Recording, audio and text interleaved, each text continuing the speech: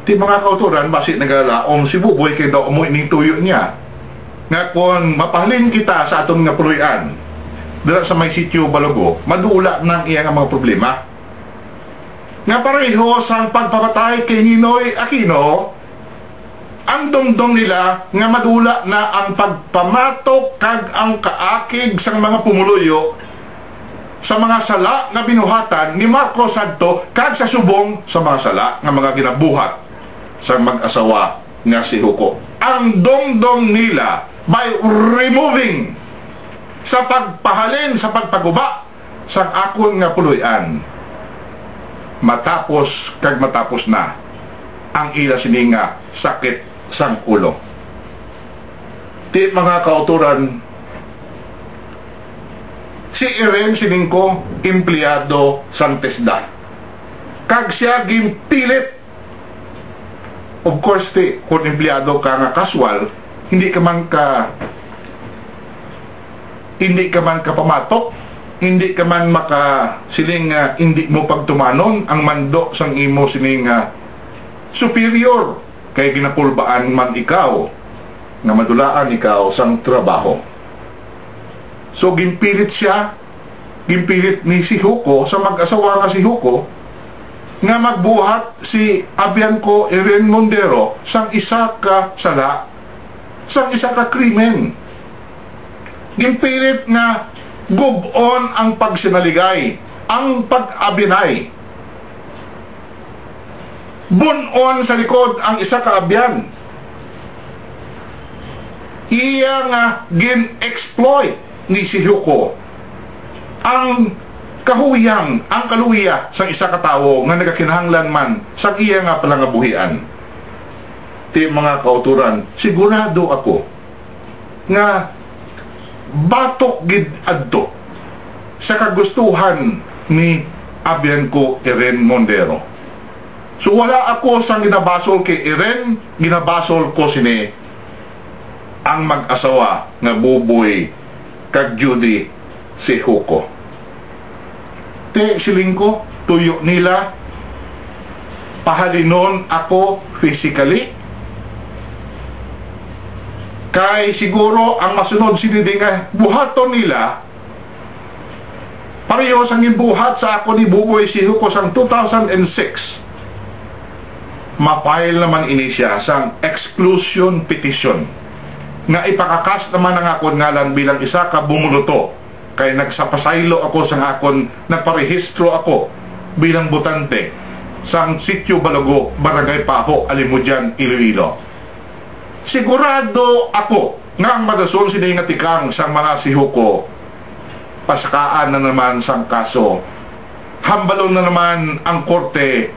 Si Boy Mejorada dapat pagapahalinon, dapat pagkakason ang iyang ngalan bilang registered voter sang Barangay Paho, Alimujan, Iloilo.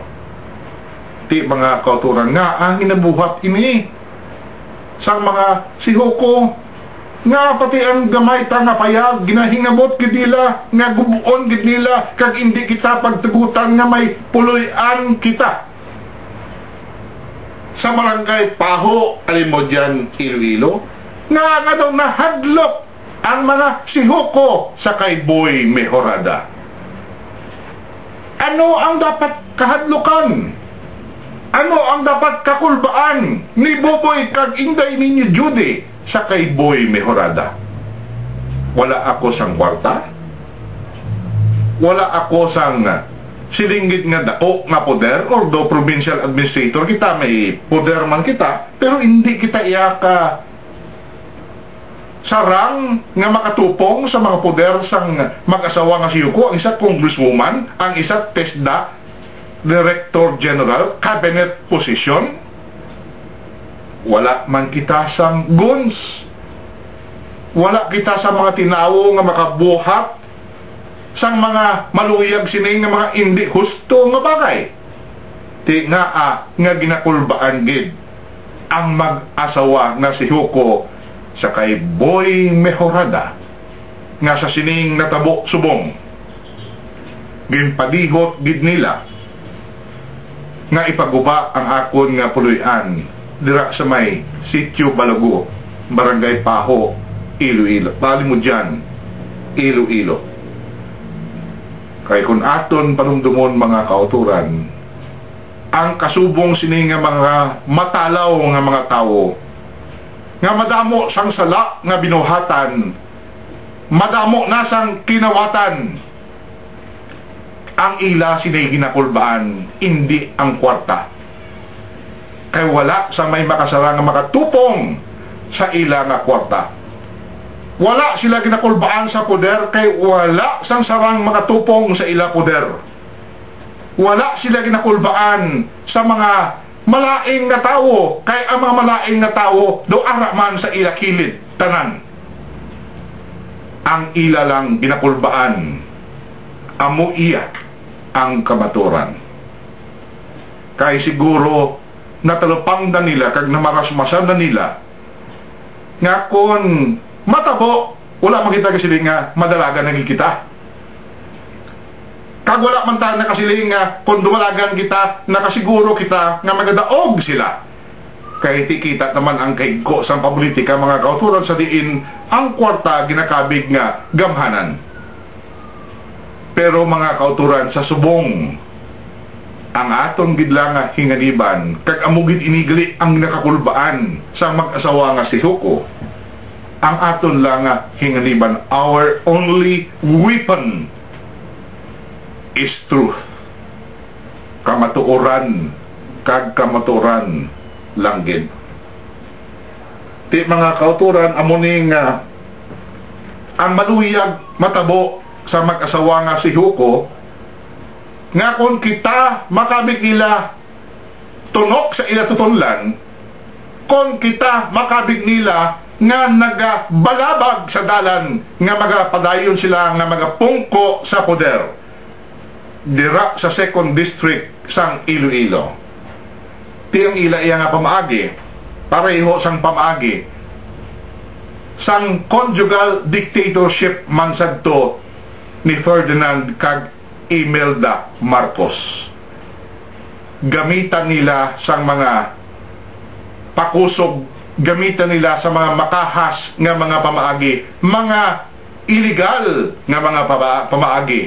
Gamitan nila sang puwersa, gamitan nila sang kwarta para lang madula ang anuman nga nagabalabag sa dalan para sa ila padayon nga pag-uyat sang poder sa 2nd District of Iloilo.